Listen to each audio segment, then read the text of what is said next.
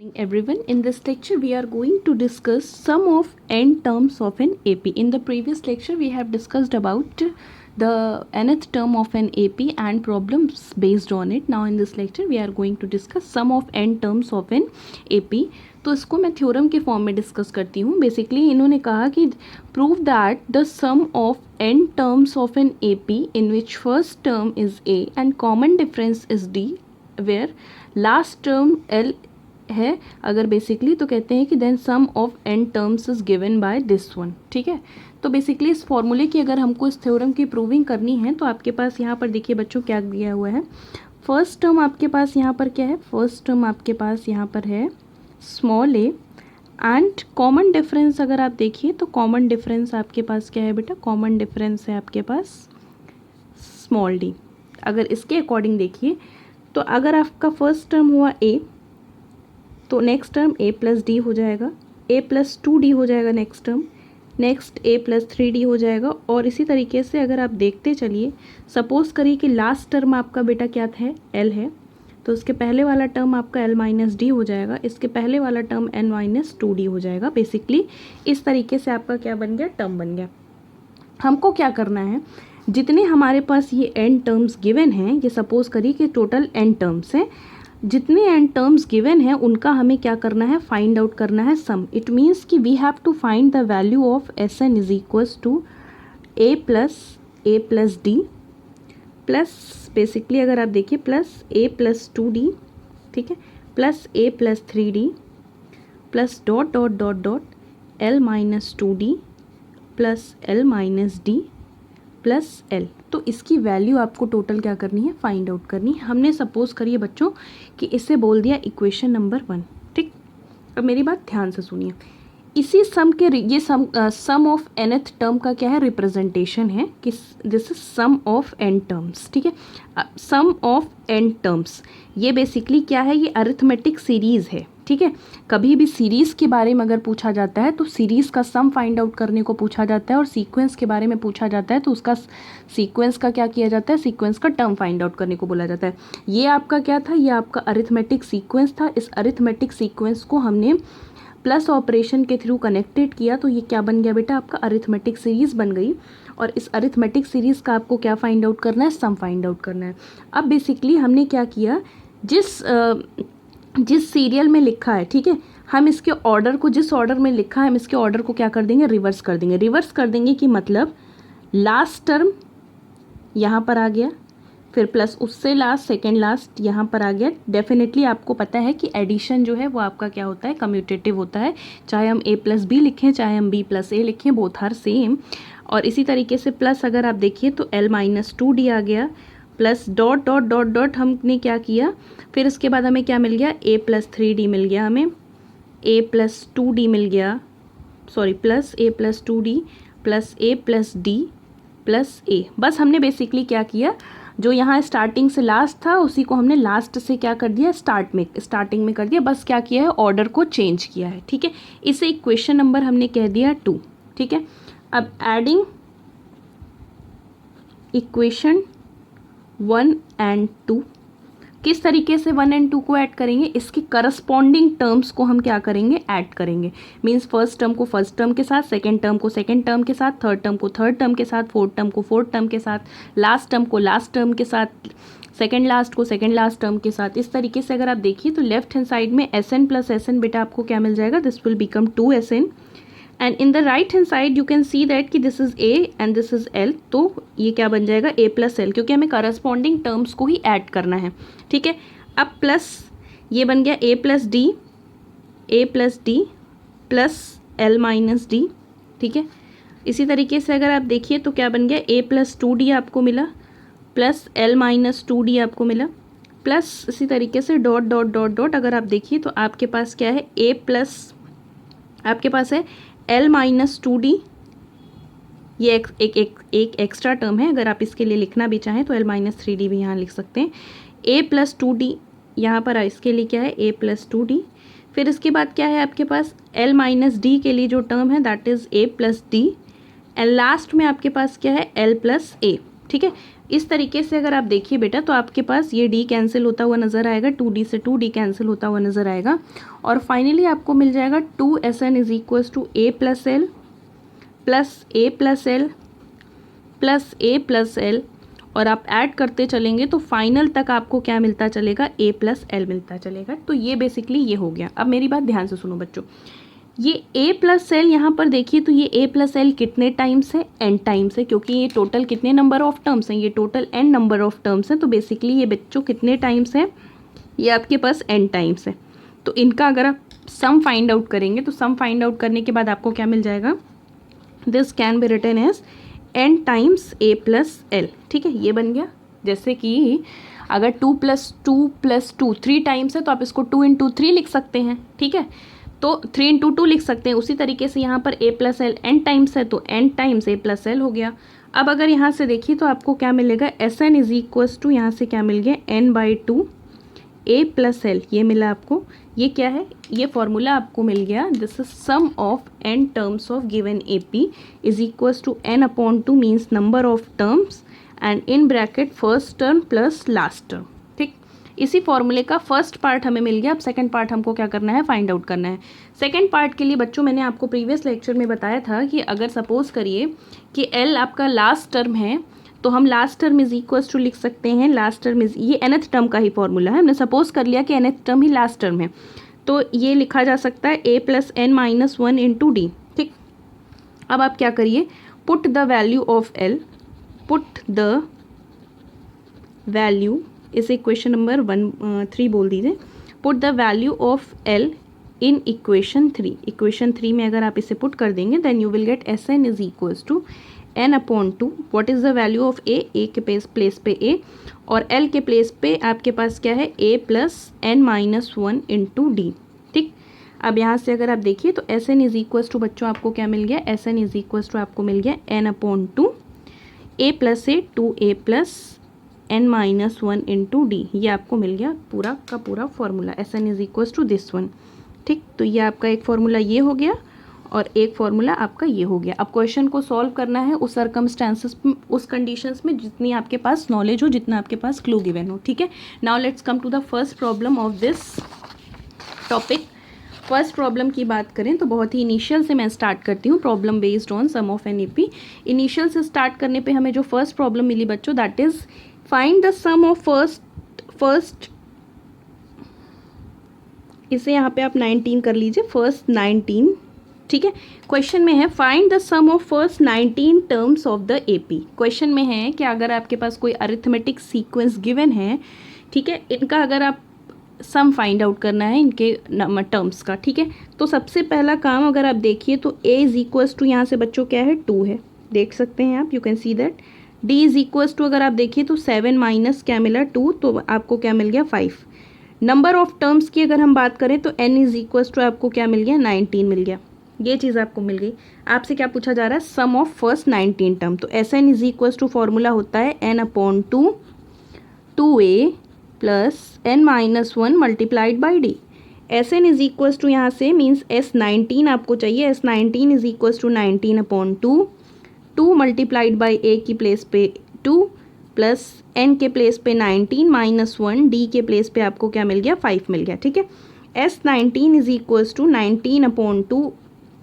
इसको सॉल्व तब तक नहीं करेंगे जब तक हम ब्रैकेट की चीज़ों सॉल्व ना करें, नहीं तो आपके लिए कैलकुलेशन जो है प्रॉब्लम क्रिएट करेगी। अब देखिए यहाँ से क्या मिला, 2 2 ज़ा 4 प्लस 19 माइनस 1 18 5 ज़ा 90 आपको मिल गया। ठीक है, basically S19 is equals to आपको मिला 19/2 मल्टीप्लाइड बाई 94। ठीक, हमने इसीलिए यहाँ पर इसको कैंसिल नहीं किया ताकि हमको ईजिली कैंसिल होता हुआ मिले, डिवीजन वगैरह का ज़्यादा प्रोसीजर ना हमें करना पड़े। 2 1 ज़ा 2, यहाँ से अगर आप देखिए तो 2 4 ज़ा 8 आपको मिला, 2 4 ज़ा 8 यहाँ से मिला और ये आपको मिल गया 2 7 ज़ा 14।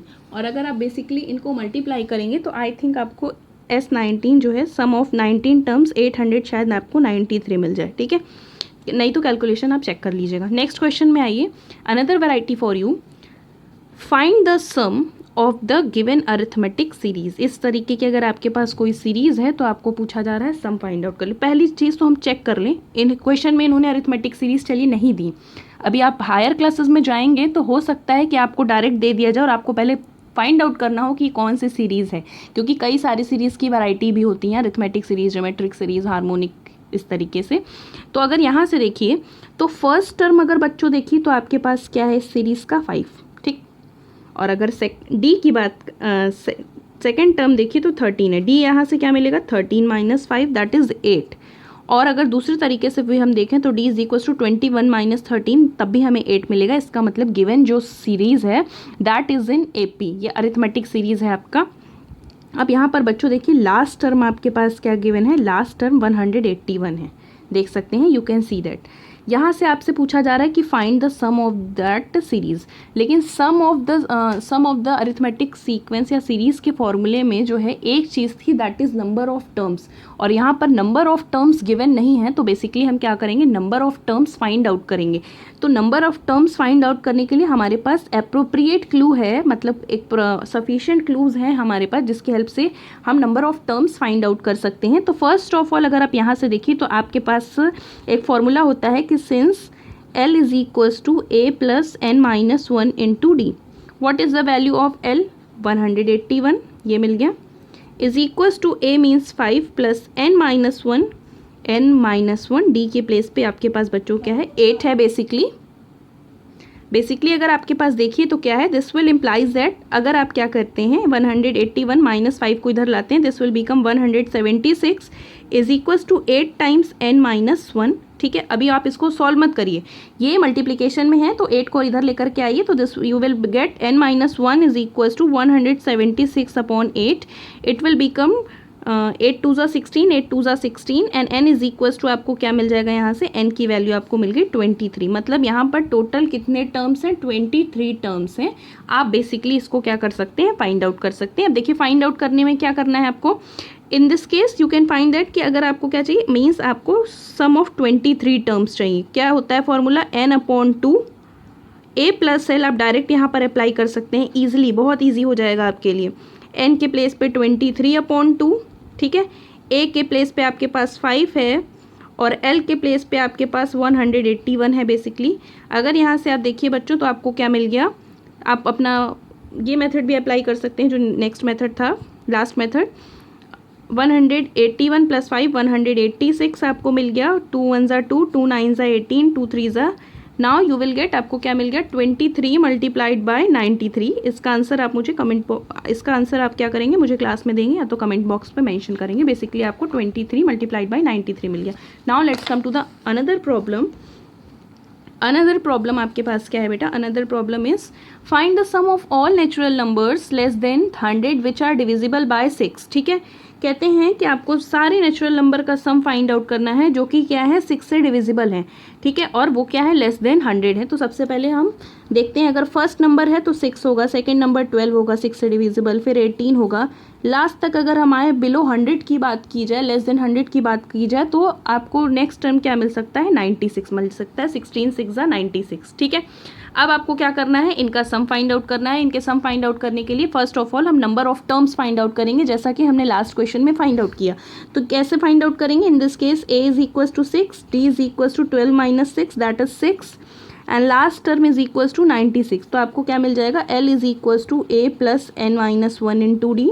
l की वैल्यू 96 है, a की वैल्यू 6 plus n minus 1 multiplied by d के प्लेस पे 6, this can be written as, अगर यहाँ से आप देखिए इस 6 को हम इधर लेकर के आते हैं तो ये क्या बन जाएगा 90 is equals to 6 times n minus 1, और यहाँ से अगर आप देखिए तो n minus 1 is equals to, यहाँ से बच्चों क्या मिल जाएगा 90 अपॉन 6, और ये क्या बन जाएगा 15। तो n minus 1 is equals to 15, तो n is equals to n, ये आपको क्या मिल गया 16। मतलब यहाँ पर 6 से लेकर के 96 तक टोटल 16 टर्म्स ऐसे हैं विच इज़ डिविजिबल बाय 6, ठीक है।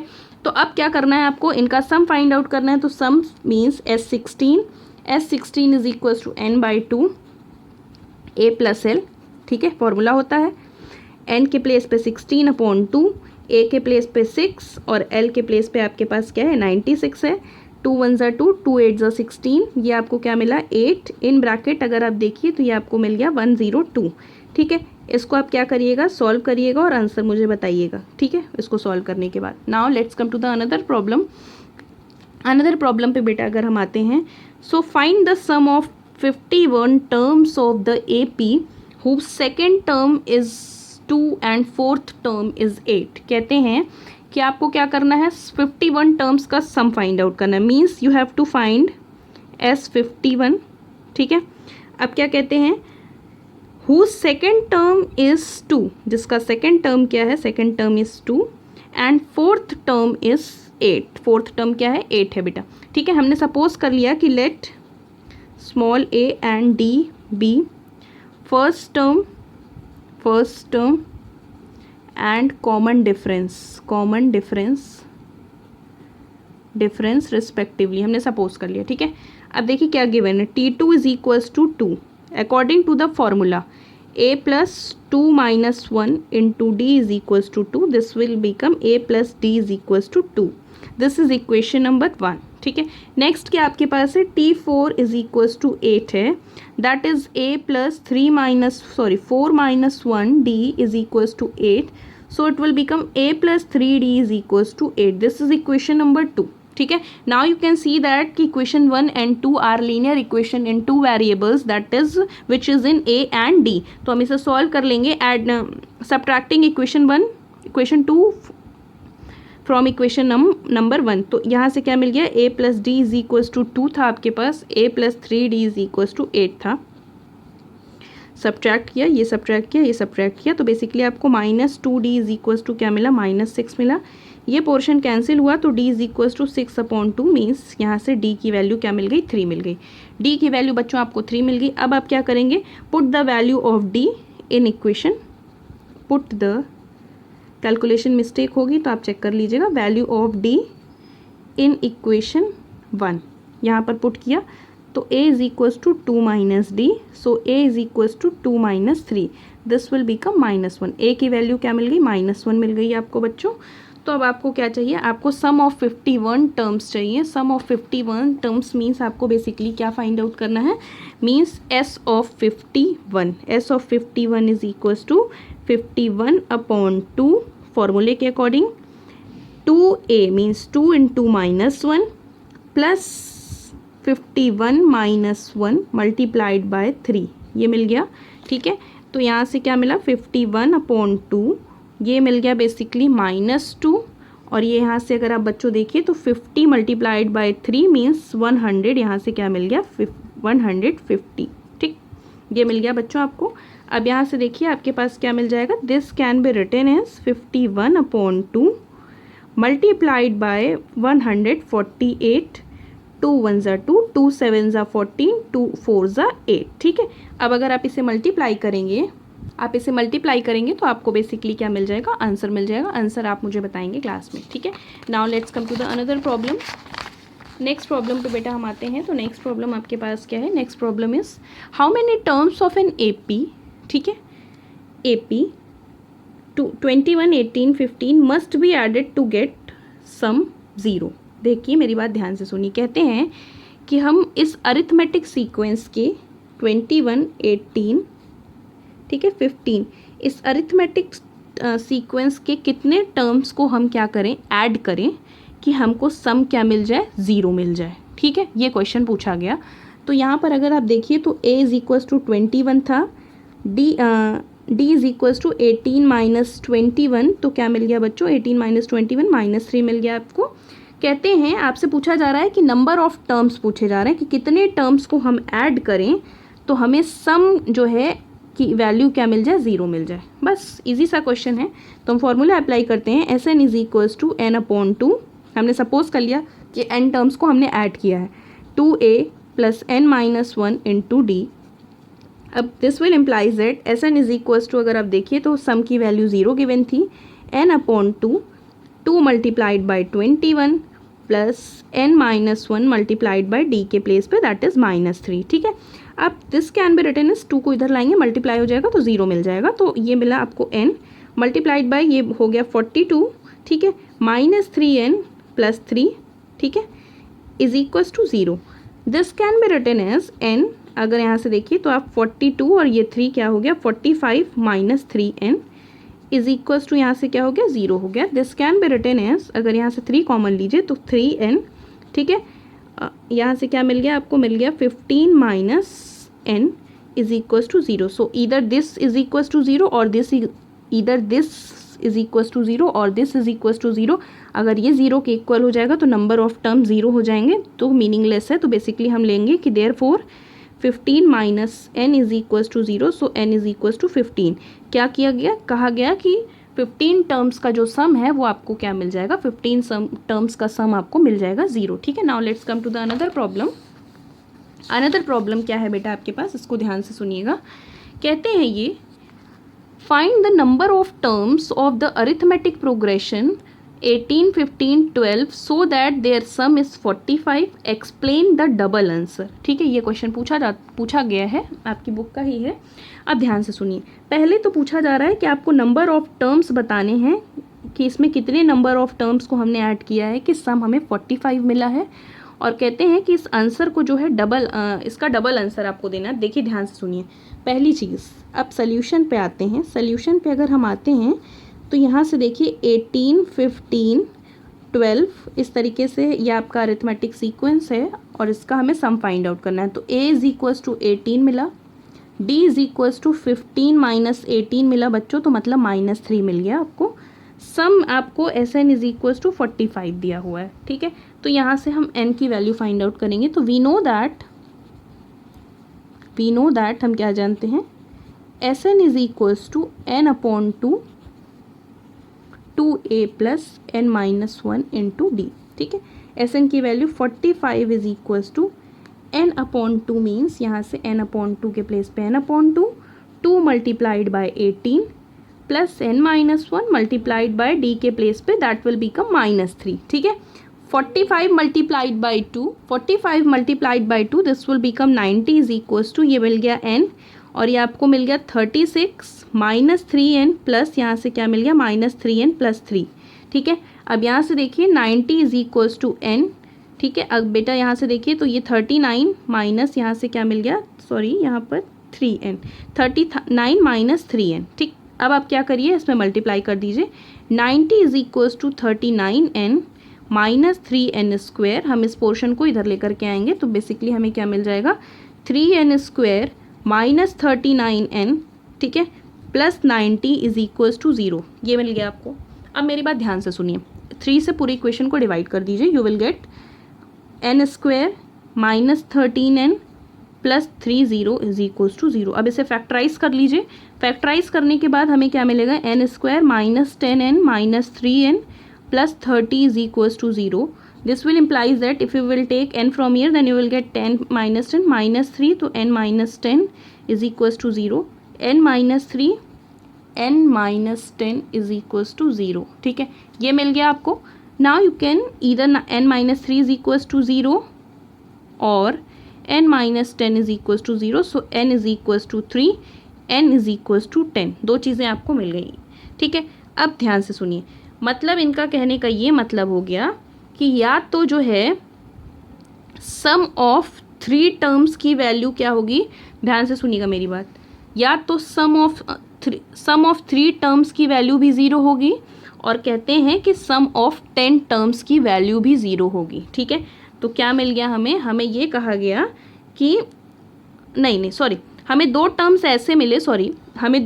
ऐसे मिल गए कि जिनके सम की वैल्यू क्या मिली, 45 मिली. ठीक है, इनका कहने का मतलब हुआ कि S3 की वैल्यू भी हमें क्या मिली, 45 मिली. देयरफॉर S3 की वैल्यू हमें 45 मिली और हमें S10 की वैल्यू भी क्या मिली, 45 मिली. अब मेरी बात ध्यान से सुनिए. एक्सप्लेन द डबल आंसर का मतलब यहाँ से ये हुआ कि कैसे ये हो सकता है कि दोनों सम की वैल्यू जो है क्या मिले, 45 मिले. मतलब स्टार्टिंग के 3 टर्म्स की वैल्यू जो भी है वो भी आपको क्या मिले, स्टार्टिंग के 3 टर्म्स की वैल्यू भी आपको 45 मिल रही है और स्टार्टिंग के 10 टर्म्स की वैल्यू भी आपको के सम की वैल्यू भी आपको 45 मिल रही है.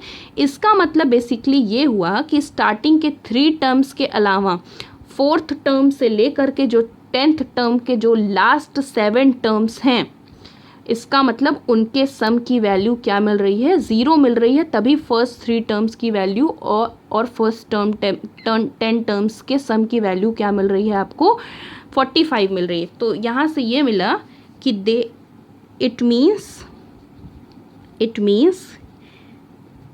द सम ऑफ, ये लिखना पड़ेगा, the sum of last 7 terms from कहाँ से, from 4th to 10th is equals to 0। इसका मतलब यहाँ से क्या हो गया, इनकी वैल्यू आपको क्या मिलेगी, 0 मिलेगी। तभी S3 की वैल्यू भी 45 मिल रही है और S10 की वैल्यू भी आपको क्या मिल रही है, 45 मिल रही है। नेक्स्ट एक क्वेश्चन है, प्रॉब्लम सम है, nth term of the arithmetic progression पे based. Subba Rao started work in 1995, ठीक है। 1995 में सुब्बा राव ने क्या किया, वर्क करना स्टार्ट किया था at an annual salary of 5000 की एनुअल सैलरी पे, ठीक है। कहते हैं and received a 200 raise each year, और कहते हैं कि हर साल जो है इनकी सैलरी में 200 का इंक्रीमेंट होता है। In what year did his annual salary will reach 7000, कहते हैं कि कौन से ईयर में सुब्बा राव की सैलरी जो है 7000 बन जाएगी। तो सबसे पहला काम अगर आप ईयर के वाइज देखिए तो ईयर वाइज इनकी सैलरी 1995 से इन्होंने वर्क करना स्टार्ट किया, फिर 1996, 1997 इस तरीके से इन्होंने वर्क करना स्टार्ट किया, ठीक है। फर्स्ट ईयर की सैलरी इनकी क्या थी, 5000 थी और एनुअल सैलरी इनकी 5000 थी, और कहते हैं कि हर साल इनकी सैलरी में 200 का इंक्रीमेंट हुआ। तो नेक्स्ट ईयर 5200, फिर नेक्स्ट 5400, और कहते हैं इस तरीके से इनकी सैलरी कहते हैं कि इंक्रीमेंट करते हुए किस ईयर में, बताइए कि किस ईयर में जो है इनकी सैलरी, कितने सालों के बाद जो है इनकी सैलरी क्या हो जाएगी, 7000 हो जाएगी बेसिकली, ठीक है।